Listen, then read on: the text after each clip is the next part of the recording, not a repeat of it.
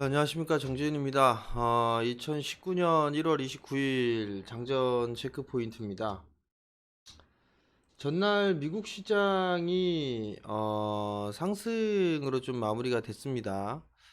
우한 폐렴에 대한 부분들보다도 전날 같은 경우는 경제 지표에 포커스를 좀 맞춘 그런 하루가 아니었나라고 좀 판단이 됩니다. 다우지수는 0.66% 상승으로 좀 마무리가 됐고요. S&P 500은 1.01%, 나스닥 시장은 1.43% 상승으로 마무리가 됐고요. 필라델피아 반도체 지수는 2.4% 상승으로 좀 하면서 마무리가 좀 되는 그런 모습들을 좀 보였습니다. 우한 폐렴 확산으로 연초 이후에 상승분을 모두 반납을 했었어요. 3대 지수가 모두 21선을 이탈해주는 그런 모습들을 좀 보였는데, 전날 같은 경우는 나스닥 시장은 21선을 다시 지지를 해주는 그런 모습들을 좀 보여주고 있고요. S&P 500도 21선 자리대 간당간당하게 좀 지지를 해주는 그런 모습들을 좀 보여주고 있습니다. 다우지수 같은 경우는 21선 같은 경우는 아직까지 안착을 해주지는 못한 그런 모습들을 좀 보여주고 있고요. 나스닥 시장이 좀 더 강한 그런 모습들을 좀 보여주고 있는 그런 상황들입니다. 폐렴 확산에 대한 우려감은 좀 지속될 것으로 좀 예상을 하고 있습니다. 중국 당국은 춘제 연휴를 연장하는 등의 비상책을 제시를 해 놓고 있는 그런 상황들이에요. 근데 이제 각 나라들 같은 경우는, 특히나 미국 같은 경우는 중국에 대한 여행 경보를 여행 재고로 올려놓고요. 그 다음에 중국 출장을 제한하는 방안을 좀 검토 중에 있는 그런 사항들입니다. 한국 기업들도 마찬가지로 이 중국에 대한 출장이라든가 이런 부분들을 제재하는, 좀 제한하는 그런 부분들을 좀 고민을 하고 있는 그런 사항들인데, 이러한 부분들이 중국이나 글로벌 경제에 타격을 가할 것이다, 이런 우려감이 커질 수밖에 없는 그런 사항들이에요. 이러한 부분들 때문에 다시 경기가 좀 침체로 되지 않을까. 미중 무역 협상이 좀 마무리가 되고 난 이후에 이제 글로벌 경기가 좋아지지 않겠느냐라는 그런 기대감이 있었는데, 우한 폐렴 이 부분들로 인해서 경제에 타격을 가할 것이다라는 그런 우려감이 커지는 게 사실 지금 시장이 빠지는 더 큰 이유다라고 좀 보시면 좋을 것 같습니다. 미국 시장의 경기 지표는 좋게 나왔어요. 1월 1월 소비자 신뢰 지수는 전달 128.2에서 131.6으로 나왔고요. 예상치를 상회하는 지표가 좀 나왔습니다. 11월 주택 가격 지수는 0.2% 상승을 했고요. 전년 대비해서 3.5% 상승세가 유지가 되고 있는 그런 사항들이고요. 1월 제조업 지수는 마이너스 5에서 20으로 발표가 좀 됐습니다. 마찬가지로 예상치를 상회하는 그런 모습들을 좀 보였습니다. 일단 경기 지표가 좋게 나오면서 시장이 반등이 좀 나와주는 그런 모습들을 좀 보였었고요. 특히나 이제 기업들의 실적들이 계속적으로 이제 발표가 되고 있는 그런 상황들인데요. 3M이나 화이지 같은 경우는 실적이 예상치를 하회하는 그런 실적을 좀 보였어요. 그러면서 좀 밀려 내려오는 그런 모습들을 좀 보여줬고요. 유나이티드 테크놀로지 같은 경우는 예상을 상회하는 실적을 좀 발표를 했습니다. 팩트셋에 따르면 S&P 500 기업 중에 67%가량이 예상을 웃도는 순이익을 좀 발표를 하고 있습니다. 사실 4분기 어닝 시즌 같은 경우는 실적에 대한 둔화 이 부분들 좀 걱정을 했었거든요. 근데 일단 뭐 순조롭게 좀 발표가 되고 있는 그런 사항들이고요. 그리고 또 하나는 장 마감 이후에 애플에서 실적 발표를 했습니다. 컨센서스를 좀 상회하는 그런 실적을 좀 발표를 했습니다. 매출액이 918억 달러를 좀 기록을 했고요. EPS가 4.99달러로 분기 최대 실적을 좀 발표를 했습니다. 그러면서 시간에서 상승을 좀 해주는 그런 모습들을 좀 보여주고 있는 그런 사항들입니다. 트럼프 대통령 같은 경우는 다음 달 발표될 FOMC에서 금리를 내려야 한다라고도 주장을 하고 있는 그런 사항들입니다. 일단 뭐 트럼프 같은 경우는 계속적으로 금리 인하에 대한 얘기들 요구를 좀 하고 있는 그런 상황들인데, 뭐 이번에도 과연 어떻게 될지 한번 지켜봐야 되지 않을까라고 좀 판단이 됩니다. 우한 폐렴으로 인해 시장의 변동성이 좀 다소 진정되는 그런 모습들을 좀 보여주고 있는 그런 부분들은 사실이에요. 그렇지만 변동성이 좀 커질 가능성은 좀 여전하다라고 시장에서는 판단을 하고 있는 그런 사항들이고요. 글로벌 경제 쪽이나 밸류에이션 등으로 다시 걱정의 벽이 다시 세워지고 있다라고 시장은 판단을 하고 있는 그런 사항들입니다. 그런 만큼 시장에 있어서는 우려감이 좀 팽배해 있다라고 좀 보셔도 좋을 것 같고요. 이러한 부분들 때문에 변동성은 좀 커질 수밖에 없다라고 좀 보셔야 되지 않을까라고 좀 판단이 됩니다. 한국의 야간 선물 같은 경우는 0.46% 상승으로 마무리가 됐습니다. 외국인 쪽에서의 매수세가 들어오면서 상승으로 마무리가 좀 되는 그런 모습들 좀 보였죠.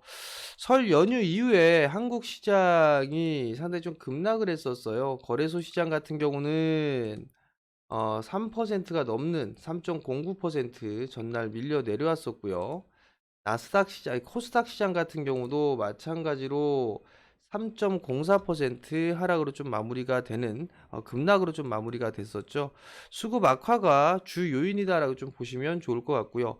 외국인 쪽과 기관 쪽에서 동반 매도를 좀 기록을 했었습니다. 그러면서 급락을 좀 해주는 그런 모습들을 좀 보였었고, 특히나 외국인 같은 경우는 현선물을 동반 순매도를 좀 했어요. 그렇기 때문에 낙폭이 좀 더 컸다라고 보셔야 될 것 같습니다.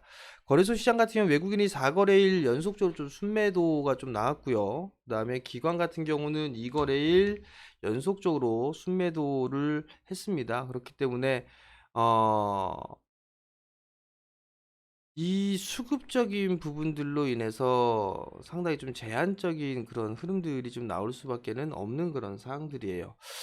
전날 외국인 거래소 순매수 종목군들을 보게 되면 아모레퍼시픽, KTNG, 삼성바이오로직스, 삼성 SDI, 현대차, 호텔신라, NC소프트, 아모레지, 한국화장품, LG생활건강, 일진모티리얼즈, 카카오 뭐 이런 종목군들을 좀 매수를 했는데요.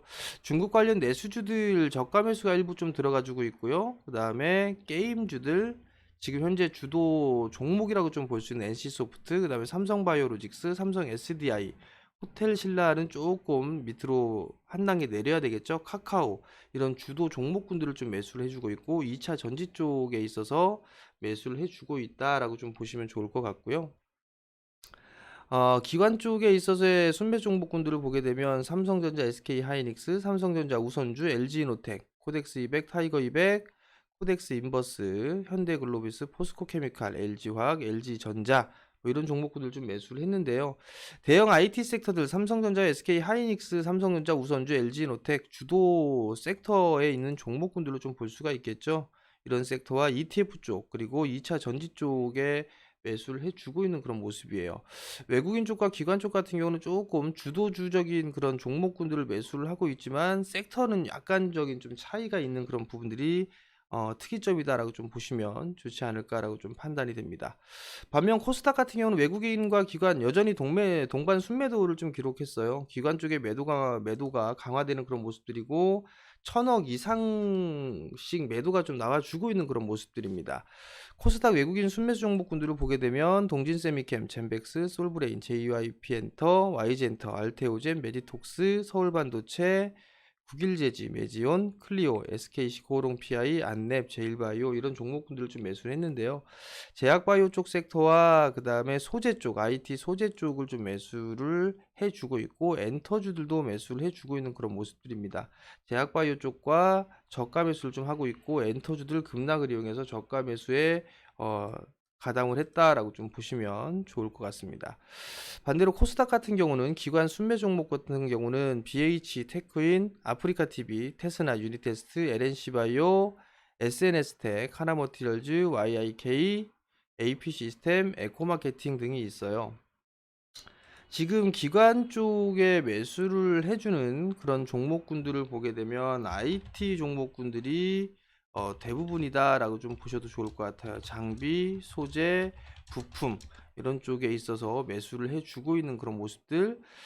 결국은 어닝 시즌이기 때문에 기관 쪽에서 매수를 해주는 종목이 실적이 양호한 종목군들이다. 이렇게 좀 보셔도 좋지 않을까라고 좀 판단이 됩니다.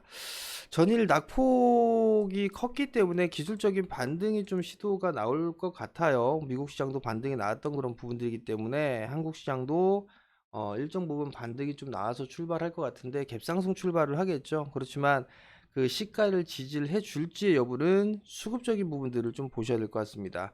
외국인 쪽에 수급이 여전히 좀 필요하지 않나라고 좀 판단이 됩니다.